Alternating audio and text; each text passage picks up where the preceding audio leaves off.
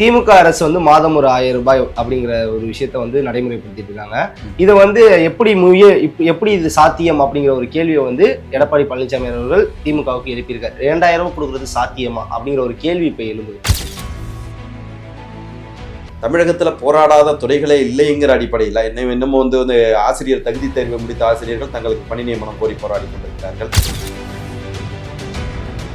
நிலம் எத்தனை பேருக்கு இந்த நிலம் வாங்கி நம்ம வீடு கட்டி தர முடியும் அப்படிங்கிற ஒரு கேள்வியை வந்து இவர் வாக்குறுதி சொன்னதுல இருந்து எழுப்ப ஆரம்பிக்கிறாங்க. இல்ல, நிலமற்றவங்க எவ்வளவு பேர் இருக்க போறாங்க.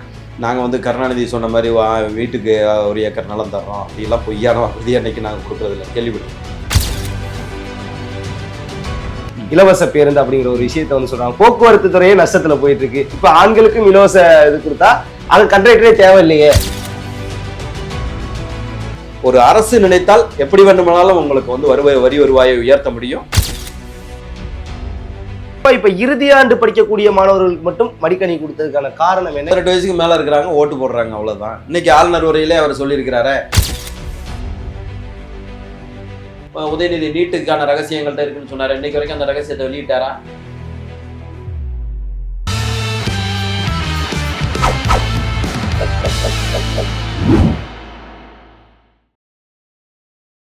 ஜெம் தொலைக்காட்சி நேயர்களுக்கு வணக்கம். இன்றைய சிறப்பு நேர்காணலில் நம்முடன் அதிமுக செய்தி தொடர்பாளர் வழக்கறிஞர் திரு காசிநாத பாரதி அவர்கள் இணைந்துள்ளார். அவரிடம் அரசியல் சார்ந்த பல கேள்விகளை முன்வைப்போம். சார் வணக்கம். வணக்கம். எப்படி இருக்கீங்க சார்? நல்லா இருக்கும்.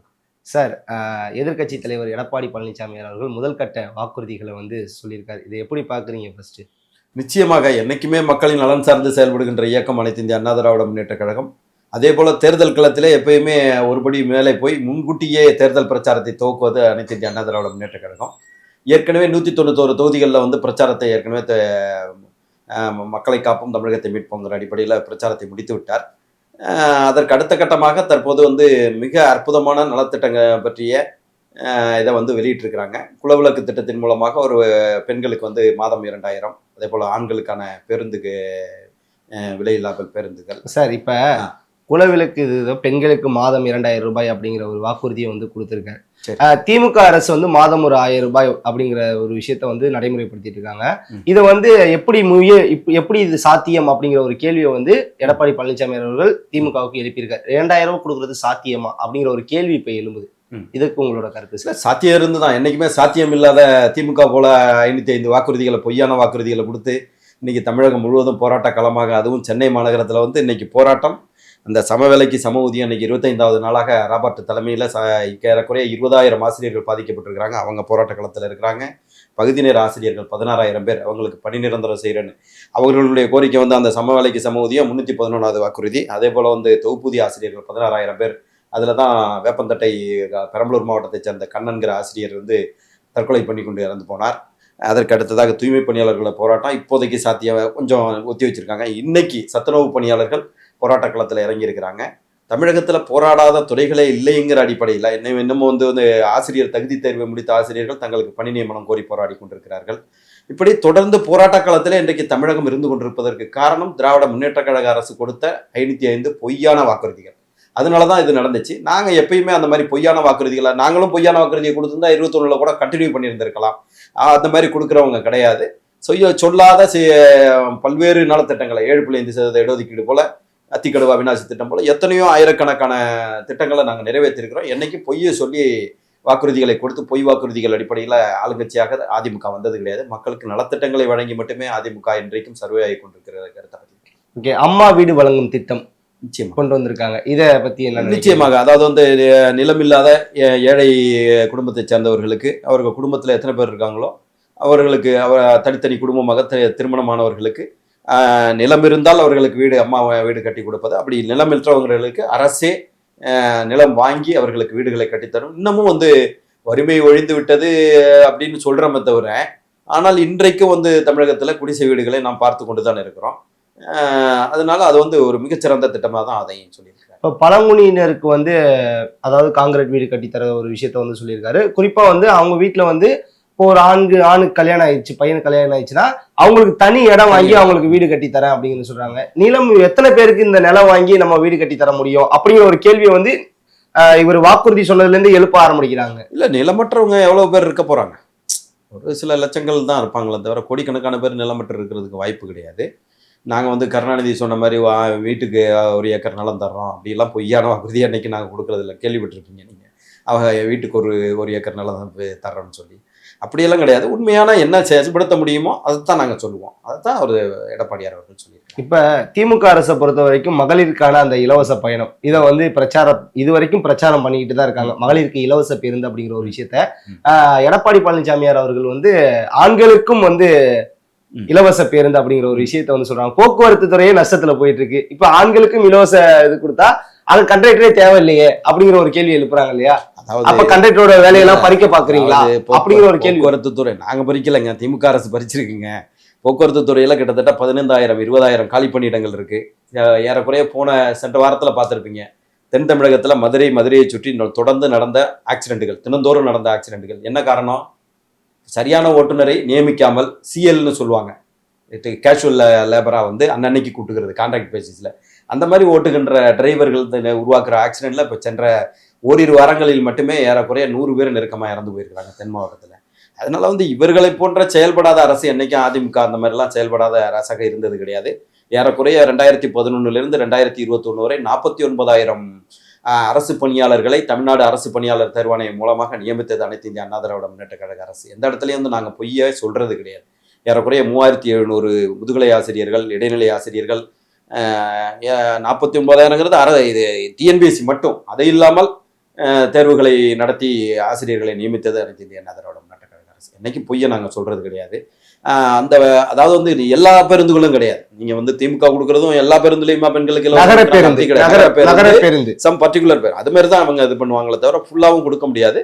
ஒரு அரசு நினைத்தால் எப்படி வேண்டுமானாலும் உங்களுக்கு வந்து வரி வருவாயை உயர்த்த முடியும், மிகச்சரியாக செயல்பட முடியும். அதனால வந்து கண்டக்டரா நியமிக்க அப்படியெல்லாமா பேச முடியும் ஒருத்தவங்களை வந்து. அப்ப நிலம் இல்லாம இருக்கிறவங்களுக்கெல்லாம் நிலம் இருக்கிறவங்கள்ட்ட எல்லாம் பிடிங்கிடுவீங்களான்னு முதற்கட்ட வாக்குறுதி கொடுத்ததுக்கு அப்புறமே இவ்வளவு விமர்சனங்கள் எழுத ஆரம்பிச்சு. கேட்கின்ற கேள்விகள் வந்து நியாயமாகவும் தார்மீக அடிப்படையில இருக்கணும். என்ன நிலம் இல்லாதவங்களுக்கு எல்லாம் வாங்கி கொடுக்குறீங்கன்னா அப்ப இருக்கிறவங்கள்ட்ட பிடிங்கிடுவீங்களான்னு ஒரு கேள்வி கேட்க முடியுமா? அப்படித்தான் நீங்க கேட்கிற கொஸ்டின் வந்து இல்ல சார். நடத்துனர்களுக்கு வேலை போயிடும்னு சொல்றது அப்ப நிலம் இருக்கிறவங்கள்ட்ட பிடிங்கிடுவீங்களான்னு அடுத்த கேள்வி கேட்கலாமா?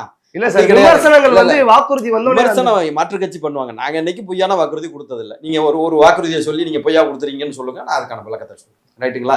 திமுக மாதிரி 505 வாக்குறுதியை வந்து பொய்யா கொடுத்துட்டு இன்னைக்கு அத்தனை லட்சக்கணக்கான பேர் இங்க போராட்டத்தில் 25 நாட்களாக போராடுகின்றார்கள் என்று சொன்னால் சம வேலைக்கு சம ஊதியம் கேட்டு இந்த பொங்கல் பண்டிகைக்கு கூட அவங்க வந்து ஊருக்கு போகல. அவர்களை வந்து இந்த திமுக அரசு கையாளுகின்ற விதம் சரியாக இருக்கிறதா?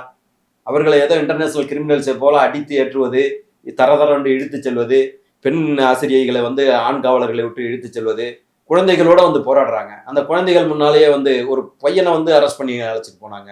இந்த மாதிரி எல்லாம் வந்து நீங்க இன்டர்நேஷனல் லெவல்ல போதைப் பொருளை கடத்தின ஜாபர் சாதிக்க நீங்க அந்த மாதிரி எடுத்துட்டு போகல. ஆசிரியர்கள் அவங்க நியாயமான கோரிக்கைக்கு வர்றாங்க. நீங்க சொன்ன வாக்குறுதி அவர் என்ன ராபர்ட் என்ன சொல்றாரு, 311வது வாக்குறுதி நீங்க கொடுத்தீங்க. உங்களுக்கு வந்து சம வேலைக்கு சம ஊதியம் கொடுப்போம். நாங்க ஓட்டு வாங்குறதுக்காக உங்களை ஏமாத்துறதுக்கு தான் அந்த வாக்குறுதியை கொடுத்தான்னு நீங்க சொல்லுங்க, நாங்க போராட்டத்தை ட்ராப் பண்ணிட்டு வீட்டுக்கு போறோங்கிறாங்க. என்ன பதில் சொல்லுவீங்க? இந்த மாதிரி வாக்குறுதிகள் எல்லாம் என்னைக்கு அதிமுக கொடுத்தது? சார், இப்ப அம்மா இலவச இருசக்கர வாகனம் வழங்கும் திட்டம் அதை கொண்டு வந்தாங்க. ஒரு 5 லட்சம் பேருக்கு வந்து தலா 25,000 ரூபாய் தரேன் அப்படிங்கிற ஒரு விஷயத்தையும் வந்து சொல்லியிருக்காங்க. ஆல்ரெடி இது நடைமுறையில் இருந்த ஒரு விஷயம் தான். இதை பத்தி என்ன நினைக்கிறீங்க? நிச்சயமா நாங்க வந்து அதை தான் சொல்றேனே, திரும்ப நாங்க வந்து வாக்குறுதிகளை வந்து பொய்யா சொல்றதும் கிடையாது. சொன்ன வாக்குறுதிகளை விலையில்லா ஆடு மாடுகள்லேருந்து ஆரம்பித்து 55 லட்சம் பள்ளி மாணவர்களுக்கு லேப்டாப் கொடுத்ததிலிருந்து ஏறக்குறைய 45 லட்சம் 50 லட்சம் பெண்களுக்கு வந்து தாலிக்கு தங்கம் கொடுத்ததிலிருந்து, அதோடு திருமண உதவித்தொகையாக 50,000 கொடுத்ததிலிருந்து, தமிழ்நாட்டு மக்களினுடைய நலன் சார்ந்து, அதுவும் குறிப்பாக விளிம்பு நிலை மக்களுடைய நலன் சார்ந்து என்றைக்குமே செயல்படுகின்ற இயக்கம் அதிமுக. அதனாலதான் இன்னைக்கு வந்து தமிழகத்துல மிகப்பெரிய கட்சியா இருக்கு. கூட்டணியே இல்லாமல் 2014 நின்று வெற்றி பெற்ற இயக்கம் அனைத்து இந்திய அண்ணா திராவிட முன்னேற்ற கழகம். 2016 234 தொகுதியிலும் அதிமுக நின்றது. திமுக நிக்க சொல்லுங்க பார்ப்போம், டெபாசிட் காலி ஆகிடும் எல்லா இடத்துலையும். ரைட்டுங்களா? அந்த மாதிரி ஏன்னா மக்களுக்காக நாங்க செயல்பட்டு இருக்கோம், நாங்க பெருமையா சொல்லிக்கிறோம். நாங்க எங்கேயும் பொய்யா சொல்ல வரோம். ஓகே சார், இப்போ தொடர்ச்சியாக வந்து திமுக சைட்லேருந்து நாங்கள் கொடுத்த வாக்குறுதிகளை நிறைவேற்றிட்டு இருக்கோம் அப்படிங்கிற ஒரு விஷயத்த வந்து இது பண்ணுறாங்க, முன்வைக்கிறாங்க. என் வாக்குச்சாவடி, வெற்றி வாக்குச்சாவடி, இந்த மாதிரியான பிரச்சாரங்களையும் கையில் எடுக்கிறாங்க. இதை பற்றி என்ன நினைக்கிறீங்க? வெற்று விளம்பரங்கள், போலி மாயைகளை உருவாக்க முயற்சி செய்கிறார்கள். நான் என்ன கேட்குறேன், 8 பேரை கொண்டாந்து வச்சு அந்த மகளிர் மாநாடு நடத்துனீங்களே, வெல்வோம் தமிழ் பெண்கள் மாநாடு, 8 பேரை கொண்டாந்து வச்சு நாங்கள் அதை பண்ணோம். நீங்கள் 8 கோடி மக்களுக்கு நல்லது செஞ்சிருந்தா ஏன் பிக் அண்ட் சூஸில் 4 பேரை கொண்டாந்து வச்சு பண்ணுறீங்க? இப்போ இன்னைக்கு வந்து ஆளுநர் உரை வந்து ஆளுநர் நிகழ்த்தாம இது வந்து இயற்கைக்கு முரணாக இருக்கு, இதுல சொல்லப்பட்டிருக்கிற தரவுகள் வந்து தவறாக இருக்கிறதுன்னு சொல்லி வெளிநடப்பு பண்ணியிருக்கிறாரு. அதிமுகவும் பாஜகவும் வெளிநடப்பு பண்ணிருக்காங்க. சட்டம் ஒழுங்கு செத்து போச்சுன்னு நாங்க உண்மைதானே சொல்றோம். தங்கம் விலை நிலவரம் போற தினந்தோறும் கொலைகள் நடந்துகிட்டே இருக்கு, 5000 கொலைகள் நடந்திருக்கின்றன. அவர் மிகச்சரியான தரவுகளை சொல்றாரு. ஒண்ணு வந்து வெளிநாடுகளிலிருந்து முதலீடுகளை ஈர்ப்பதுல 12 லட்சம் கோடியை ஈர்த்துட்டதா சொல்லி இவங்க சொல்றாங்க. அதெல்லாம் வந்து இயற்கை உண்மையிலேயே அப்படி ஒரு முதலீடுகள் ஈர்க்கப்படவில்லை. அதற்கு வந்து ஏற்கனவே வந்து எடப்பாடியார் காலத்துல 4வது இடத்துல இருந்தது, அந்நிய முதலீடுகளை ஈர்ப்பதில் 4வது இடத்துல இருந்தது, 6வது இடத்துக்கு சென்று விட்டது. நீங்க மின்சார கட்டணத்தை மும்மடங்கு எத்தனை யாருங்க வருவா? 10 ரூபாய்க்கு ஒர்க் பண்ண வேண்டிய இடத்துல 30 ரூபாய் நீங்க கேட்டா யாரு வருவா?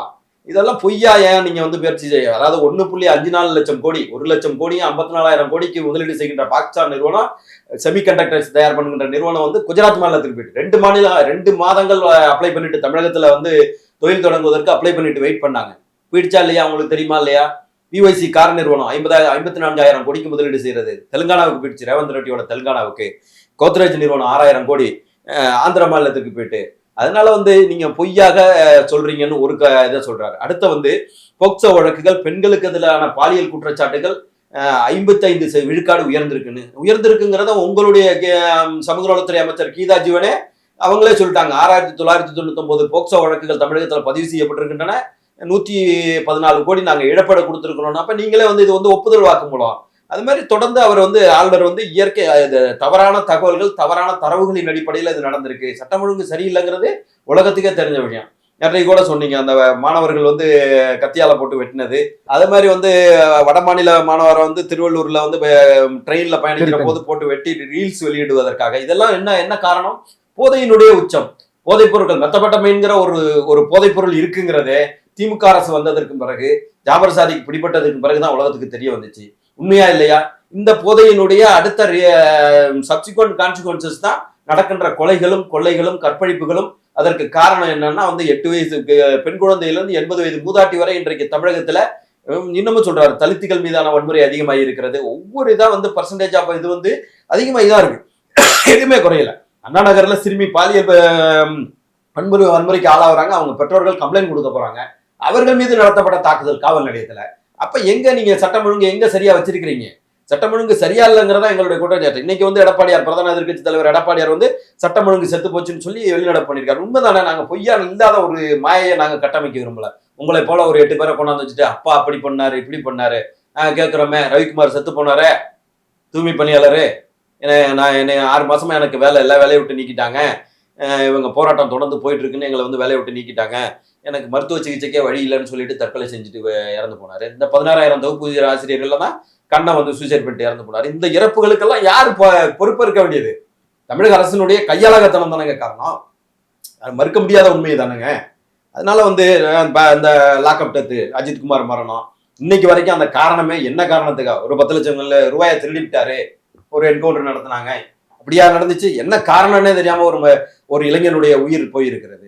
அதுக்கெல்லாம் பொறுப்பேற்க வேண்டியது தமிழக அரசு தான். நீங்க குறிப்பா போதைப் பொருள் வந்து தமிழகத்துல அதிகமாயிடுச்சு அப்படின்னு சொல்றாங்க. மாண்புமிகு அமைச்சர் அவர்கள் ஒரு பேட்டியில சொல்றாரு, தமிழகத்துல 0% கஞ்சா அப்படிங்கிற ஒரு விஷயத்த முதல் நாள் சொன்னாரு. அன்னைக்கு மாலையே வந்து மின்ட்ல ஸ்டான்லி மருத்துவமனைக்கு பின்னால கஞ்சா செடிகள் வளர்ந்துருப்பதை அன்னைக்கே போட்டாங்க. எல்லா சமூக ஊடகங்களையும் வந்துச்சு. மறுநாள் வந்து முதலமைச்சர் என்ன பேட்டி கொடுத்தாரு உங்களுக்கு தெரியுமா? திருவள்ளூர் மாவட்டத்துல 1 லட்சம் கஞ்சா சாக்லேட்டுகள் பிடித்திருக்கிறோம்னு. அப்ப நீங்களே உங்களுக்குள்ள முரண்படுங்க. உண்மையை வந்து என்னைக்கு மறைக்க முடியாதுங்க. முழு பூசணிக்காவை சோட்டுல மறைக்க முடியாது. அந்த வேலையை தான் மாசு செய்யறாரு. உண்மையிலே அவர் தமிழ்நாட்டுல தான் இருக்காரா, வேறு நாட்டுல இந்த மாரத்தான் மாதிரி போட்டிகள்ல கலந்துக்கிறாரான்னு தெரியல. இன்னைக்கு ஐசியூல இருக்கு அவருடைய சுகாதாரத்துறை. உண்மையா இல்லையா? கிட்னி திருட்டு, பல லட்சம் கோடி ரூபாய்க்கு இன்னைக்கு வந்து கிட்னி திருட்டு. நேற்றைக்கு முதல் நாள் தான் வந்து கிதார் மருத்துவமனை, அந்த திருச்சியில இருக்கிற மருத்துவமனை வந்து எந்த ஆபரேஷனும் செய்யக்கூடாதுன்னு பேன் பண்ணியிருக்காங்க. இது யாருடைய ஆட்சியில் நடக்குது? அதுவும் யார் பண்றா? யாரோ சாதாரண நபர் செய்தால் சரி, உங்களுடைய சட்டமன்ற உறுப்பினர், அவருக்குன்னு ஒரு மாரல் லைபிலிட்டி இருக்கா இல்லையா? அவருக்குன்னு ஒரு சமூக பொறுப்பு இருக்கா இல்லையா? நாங்க சும்மாவா மருத்துவமனை நடத்துறோம்னா நாட்டுல ஏமாந்து வர்றவனுக்கெல்லாம் நீங்க கிட்னியை பிடிங்கிருவீங்களா? எங்க இருந்து வந்திருக்கு தெரியுமா? மகாராஷ்டிராவுடைய கிட்னி ராக்கெட்டிங் டீம் வந்து இப்போ வந்து இதை நிப்பாட்டி இருக்கிறாங்க. கிட்டத்தட்ட வந்து 1 கோடி ரூபாய்க்கு 80 லட்சம் ரூபாய்க்கு வித்துருக்காங்க. ஏபி நெகட்டிவ்ங்கிற ஒரு கிட்னியை வந்து கம்போடியாவில் இருக்கிற ஒரு தொழிலதிபருக்கு வித்திருக்கிறதா சொல்லி கம்ப்ளைண்ட் வந்து மகாராஷ்டிராவினுடைய கிட்னி ராக்கெட்டிங் டீம் வந்து இப்ப தமிழகத்துல இங்க திருச்சியில யாருடைய மருத்துவமனை? உங்க சட்டமன்ற உறுப்பினர். சட்டமன்ற உறுப்பினரை விட்டு நீக்கணுங்க. எந்த தகுதியும் இல்லாத ஒரு நபர். 3 லட்சம் மக்களுடைய பிரதிநிதியாக இருக்கின்ற ஒரு நபர் இந்த மாதிரி ஒரு தவறை செஞ்சா எவனோ எங்கே இருக்கிறவர் சொல்லலாம். யாருங்க நாமக்கல் மாவட்டம் குமாரபாளையம் தாலுக்காவில் 1000 கிட்னிகள் திருடப்பட்டிருக்கின்றன. யாரு தெரியுமா?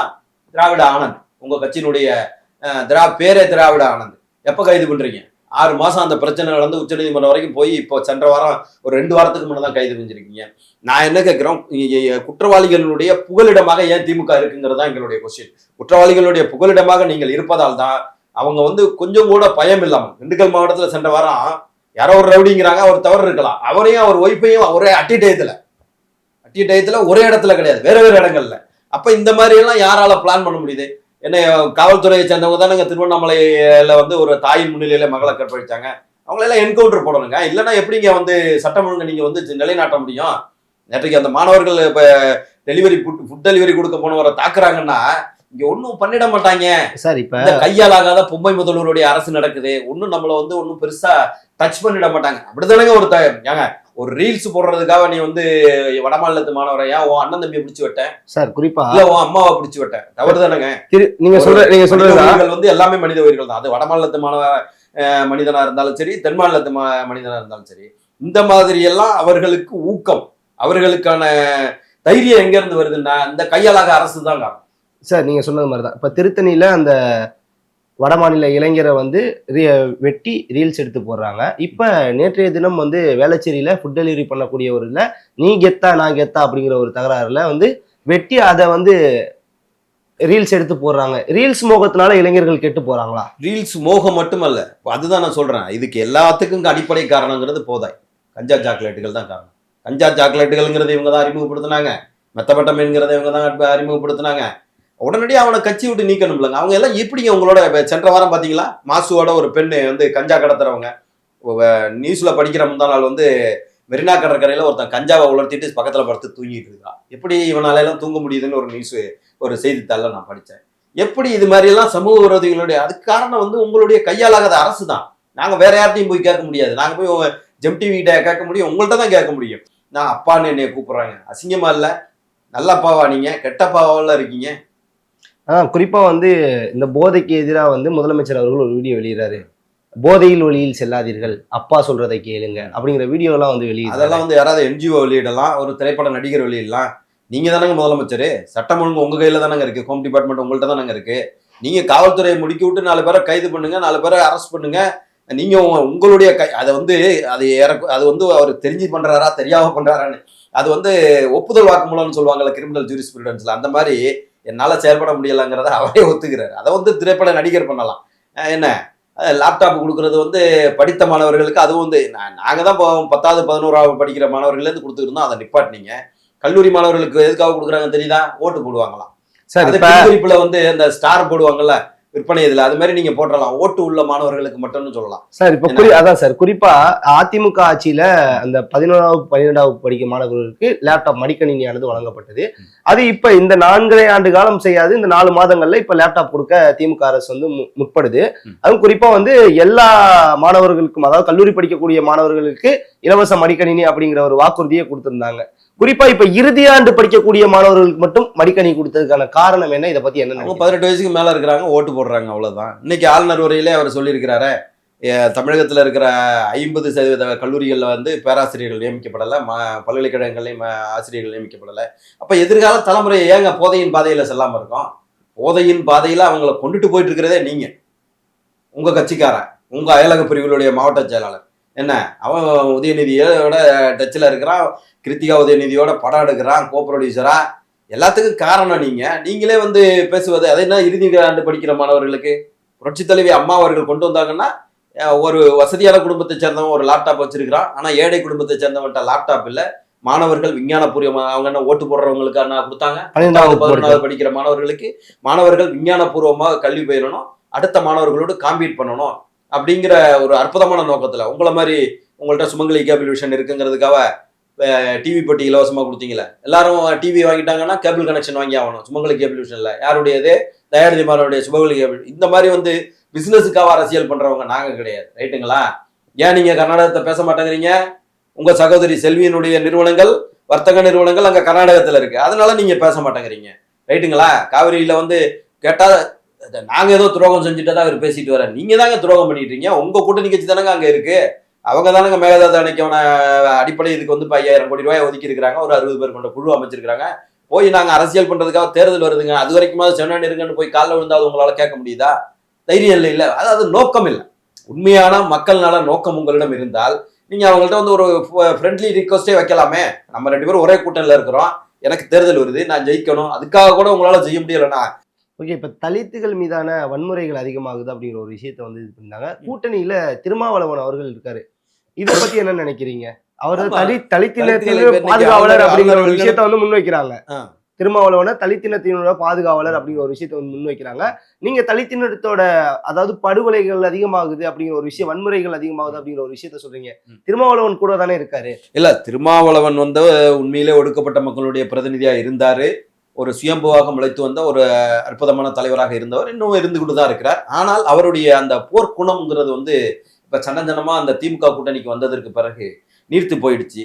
இன்னைக்கு ஆளுநர் அறிக்கையில் அவர் சொல்லியிருக்காரு வெளிநடப்புக்கான காரணம் 14, அதையும் சொல்லியிருக்காரு. தலித்துகள் மீதான, அதுவும் தலித் பெண்களுக்கு எதிரான இது வந்து அது மாதிரி தமிழகத்துல வந்து தற்கொலை ஒரு ஆண்டுல மட்டும் 20,000 பேர் தற்கொலை செய்து கொண்டிருக்கிறார்கள். போதையின் இதுல வந்து தற்கொலை செய்து கொண்டவர்கள் மட்டும் 2000. இந்த தரவுகள் எல்லாம் தப்பா இருக்குன்னு சொல்லி, குறிப்பாக திருமாவர்கள் என்ன தவறுன்னா அவரே சொல்றார், எங்களால வந்து கொடியேற்ற முடியல. மதுரையில வந்து சங்கீதாங்கிற அந்த ஆட்சியர் வந்து அவங்களை கொடியேற்றுறதுக்கு அனுமதிக்கல சொல்றாரு. ஒண்ணு. அடுத்து வேங்கவேல் பிரச்சனையில யார் கம்ப்ளைண்ட் கொடுத்தாங்களோ அவங்களே குற்றவாளிகள்னு சொல்லி இன்னைக்கு சிபிஐ விசாரணை கோரி உச்சநீதிமன்றத்துல திரும்ப வழக்கு தொடுத்திருக்கிறாரு. அதுலயாவது நீங்க வந்து நாங்க கூட்டணியில இருக்கிறோம், எங்களுக்காக அதை கண்டுபிடிச்சு கொடுங்கன்னு சொல்லணும்ல. அப்ப உங்களால வந்து அதை நியாயமான கோரிக்கை, இந்த தூய்மை பணியாளர்கள் ஆயிரக்கணக்கான பேர் போராடினாங்களா, யார் அவங்க? மேக்சிமம் ஒடுக்கப்பட்ட சமுதாயத்தை சேர்ந்த. அப்ப நீங்க ஒடுக்கப்பட்ட சமுதாயத்தினுடைய பிரதிநிதியா இருக்கிற நீங்க இவர்கள் சார்பாக அங்க போய் பேசி அவர்களுடைய கோரிக்கை நிறைவேற்றுறதுக்கான முயற்சி பண்ணணும்லங்க. ரைட்டுங்களா? அப்ப நீங்க வந்து நீங்க தலித்துகளுடைய பிரதிநிதிங்கிற இதை வந்து அந்த இடம் ரீப்ளேஸ் ஆகிட்டே இருக்கு. ஒரு அகில இந்திய கட்சியினுடைய மாநில தலைவர் ஆம்ஸ்டாங்க, அவர் ஒரு தலித்துகளுடைய பிரதிநிதி, உண்மையில ஆயிரக்கணக்கான மாணவர்களை படிக்க வச்சவர். அவருடைய இறப்புலயே இன்னைக்கு என்ன காரணம்னே தெரியல. தானே முன் வந்து சரண்டரான திருவேங்கடத்தை அடுத்த 2 நாள்ல என்கவுண்டர் போடுறீங்க. எங்கேயாவது உண்மையான ரீசனுக்காக என்கவுண்டர் போடுறீங்களா? 10 கொலைகளை பண்றவன 8 கொலைகளை பண்றவன பண்றீங்களா? அவர் தானா வந்து சரண்டர் ஆகுறாரு. தப்பிச்சு போறவன் ஏன் உங்கள்ட்ட வந்து சரண்டர் ஆகுறான்? அப்ப அதுல ஏதோ உண்மையை மறைப்பதற்கு ஒரு தப்பு பண்ணிருக்கீங்க. அதனாலதான் இன்னைக்கு அவருடைய மனைவி உச்சநீதிமன்றத்துல போய் சிபிஐ என்கொயரி கேட்டு வழக்கு போட்டிருக்கிறாங்க. ரைட்டுங்களா? அதனால திமுகவினுடைய நோக்கம் எப்பவுமே தவறான நோக்கங்கிறது தான் என்னுடைய. ஓகே சார், தனிப்பட்ட இந்த ஸ்டாலின் மேலேயோ உதயநிதி மேலேயோ எனக்கு எந்த விதமான வருத்தமும் கிடையாது. ஆனால் நீங்க என்னைக்கு மக்கள் நலன் சார்ந்து செயல்படுவது இல்லைங்கிறதா சார். இப்ப குறிப்பா இந்த மணிப்பூர் பிரச்சனைக்கு வந்து பிரதமர் மோடி ஏன் அங்க போல, இங்க சமூக நீதி இருக்கா அப்படின்னு சொல்லிட்டு திமுக தரப்புல இருந்து கேள்வி எழுப்பினாங்க. ஆனா இங்க நடக்கக்கூடிய வேங்கவேலுக்கு ஏன் முதல்வர் போல அப்படிங்கிற ஒரு கேள்வி வரும்ல. இத பத்தி நீங்க என்ன நினைக்கிறீங்க? வேங்கவேலுக்கு போல இங்க 68 பேர் செத்து போனாங்கல்ல கள்ளச்சாராயத்தை குடிச்சு, கள்ளக்குறிச்சியில போனீங்களா? கரூருக்கு போயிருக்காங்களே சார். கரூருக்கு போனீங்க அரசியல் பண்றதுக்காக. ரைட்டுங்களா? கரூருக்கு அரசியல் பண்றதுக்காக போனீங்க. அங்கேயும் உதயநிதி வந்துட்டு உடனே போயிட்டாரு. ஏங்க, ஒரு சிறப்பு திட்டம் செயலாக்கத்துறையினுடைய அமைச்சர் 2nd பிளேஸ்ல இருக்காரு. ஒரு 41 பேர் இறப்புங்கிறது ஒண்ணு இந்த காவல்துறையினுடைய கையாளகத்தனம் அதுல ஒரு காரணம். ரைட்டுங்களா?